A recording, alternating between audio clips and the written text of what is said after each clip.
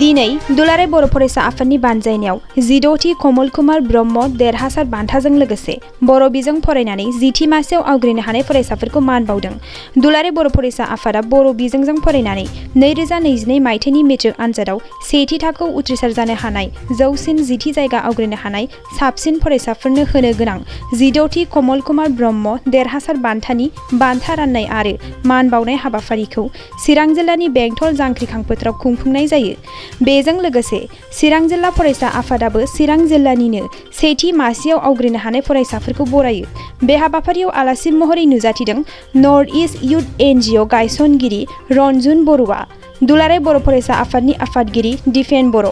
MLA Jayanta Basumatary, बिटिआरनि EM Ranjit बसुमतारीजों लोगोसे दुलाराय बर' फरायसानिनो गुन गोनां आलासिफोर नुजाथिफैयो।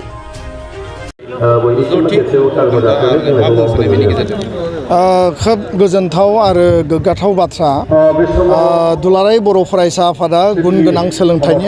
मावथांखिखौ जोङो प्राय 16 बोसोर दिनै मावबोगासिनो दङ आरो देग्लाय 16थि कमल कुमार ब्रह्म देरहासार बान्था बे गुन गोनां सोलोंथाइनि मोनसे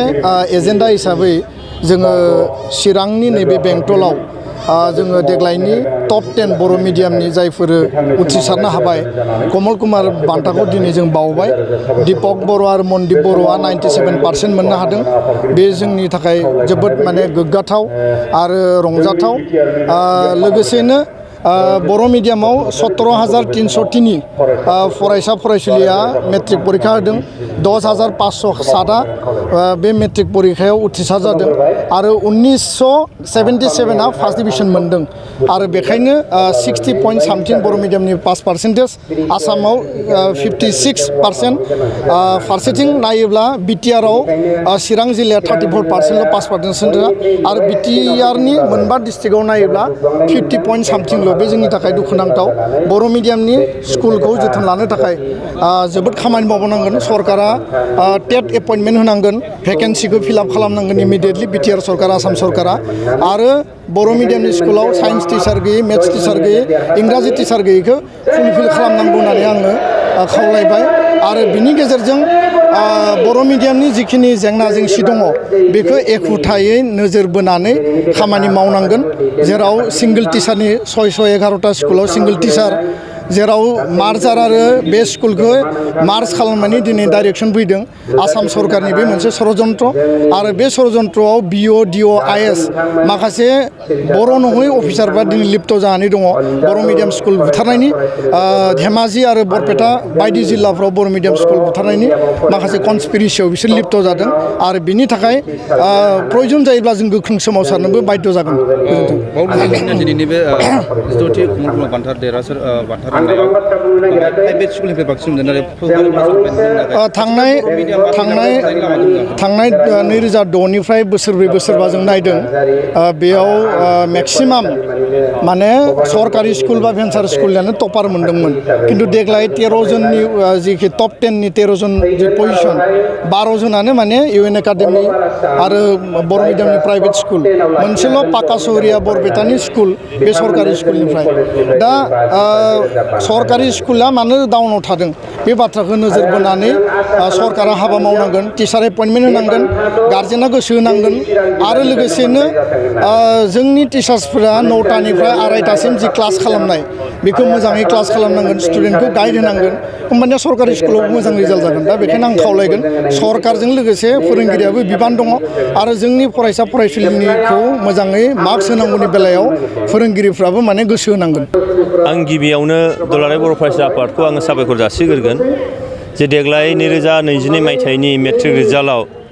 चिरां जिल्ला हिसाबै जोंनि मेट्रिकनि रिजाल्टआ जोबोद मोनसे साननो गोनां जादों। सारा आसामनि जिल्लाफोरनि मादाव चिरां जिल्लाया 32 जौखोन्दोल' लानानै बयनिख्रुइबो गाहायनि सारियाव थादों। दा बेखायनो जोंनि जिल्लायावनो चिरां जिल्लायावनो दुलाराय बर' फरायसा आफादा गासै आसामनि बर' मिडियामजों पास जानाय फरायसाफोरखौ लाबोनानै बे कमल कुमार देरहासार बान्था 2022खौ नैबे बेंटलाव बेखौ होनायनि थाखाय आं दुलाराय बर' फरायसा आफादखौ आं साबायखर जासिदों। बेजों लोगोसेयैनो जायफोर सा 13 फरायसाफ्रा कमल कुमार देरहासार बान्था आवग्रिनो हाबाय बै फरायसाफोरनिसिम आंनि गोसो गोरबोनि गोजोननाय साबायखरखौ आं जासिदों आरो बिथांमोनहा जाहाथे इयुनाव गाव गावनि जे आसा आरो मिजिं जे थांखि बेयाव जाहाथे सौहैनो हायो सौहैनानै बिथांमोनहा बर' हारिनि नैबे बिटिआर ओनसोलनि आसामनि भारतनि सारा मुलुगनि साफा साफा हाथरखि महरै नुजानो हाथों सोरखिनो हाथों आं बेखिनिखौनो मिजिं थिनानै आं आर'ज गाबबाय आरो बे बुब्लियावनो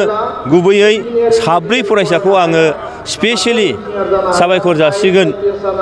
बे जाहैबाय रिम्पि दास बेनिफ्राय नेलसन सरनिया अनजलि गर आरो धनश्री बर्मन जाय बिथांमोनहा गुबुन हारिनि गुबुन रावारिनि जानानैब्लाबो दिनै बर' मिडियामजों फरायनानै बिथांमोनहा 83 जौखोन्दो लाखिलायनो हानाय बे मोनसे थासारिसिम फैदों बिथांमोना मेट्रिक पास खालामदों दा बेनिखायनो आङो स्पेसियेलि बै फंबाय बिनानाव साब्रैनि आङो आंनि गोसो गोरबोनिफ्राय आङो साबायखरखौ जासिदों बिथांमोनहाबो जाहाथे इयुनाव बर' मिडियामजों फरायनानै बर' थुनलाइखौ लानानैनो जाहाथे गावनि जिउखौ जाफुंसार होनो हाथों बेखौ आङो मिजिं थिबाय आरो दिनैनि नैबे बेलायाव आङो बेखौनो मेसेज होनो लुबैगोन जे फरायसानि खामानिया जिथु फरायनायानोब्ला फरायनायखौ जेब्लाबो सिगाङाव खालामग्रोनांगोन आरो हारियाव दिनैहाय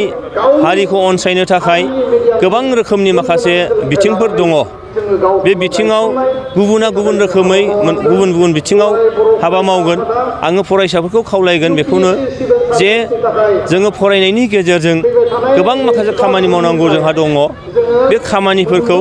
रोंखा राखा जानानै इयुनाव जाहाथे नैबे ओनसोलनि जेंना जेंगोनानिफ्राय लानानै बे ओनसोलनि हारिमु बे ओनसोलनि सोदोमस्रिनिफ्राय लानानै बे ओनसोलनि गासै रांखान्थि समाजखान्थि गेलेनाय मोसानाय मुसुरनाय बे बिथिंफ्रावबो दिनै जोंहा बिजिरसंनायनि जोबोद मोनसे आंखाल निस्सय दङ दा बेनिखायनो बे फंबाय बिनानावमोनहा बैफोर हाबाफारिखौ गावनि केरियाराव जाफुंसारनायनि उनाव बेफोरखौ बिजिरसंनानै नैबे ओनसोलनि जेंना जेंगोनाखौ बोस्रांनायाव बिथांमोना मदद खालामगोन बेनिखायनो आं खावलायदों साफ्रोमबो फरायसाफ्रा जाहाथे फरायनायाव गोसो होयो दिनै जोंनि चिरां जिल्लानि रिजाल्टआ जोबोद गाहायाव फैदों बेखौ फोजौनांगोन जोंनि चिरां जिल्लानिफ्रा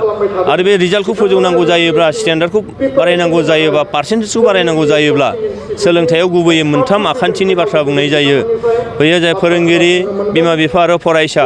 बेजों लोगोसे मोनसे आखान्थि दंबावो बे जाहैबाय नोङो समाज बेबस्था दा बे गासैबो बिथिङा मोजाङै निस्सय खामानि मावनांगौ दङ आं बेनिखायनो बिमा बिफाखौबो खावलायदों जे बिमा बिफा महरै गारजेन महरै जिखिनि दायित्व जिखिनि बिबान दङ बे बिबानखौ नांगौ रोखोमै जाहाथे नांगौ समाव रुजुननांगोन मावफुंनांगोन फोरोंगिरिफ्राबो फोरोंनायनि जि खामानि बेखौ मोनसे बावसोमनाय लानानै बिथांमोनाबो बेखौ खालामनांगोन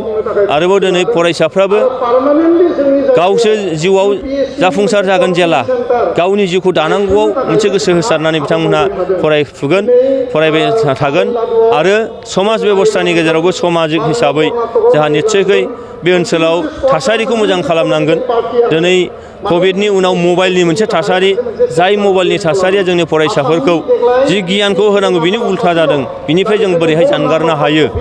थार ओंथियाव थार गियानखौ बोरै होनो हायो बिनि थाखाय निस्सय समाजाबो खामानि मावनांगौ दं आं सानो बेबायदि खालामब्लानो बेफोर हाबाफारिखौ मावोब्लानो फरायसायाबो नांगौ रोखोमै मोनसे रिजाल्ट खालामनो हागोन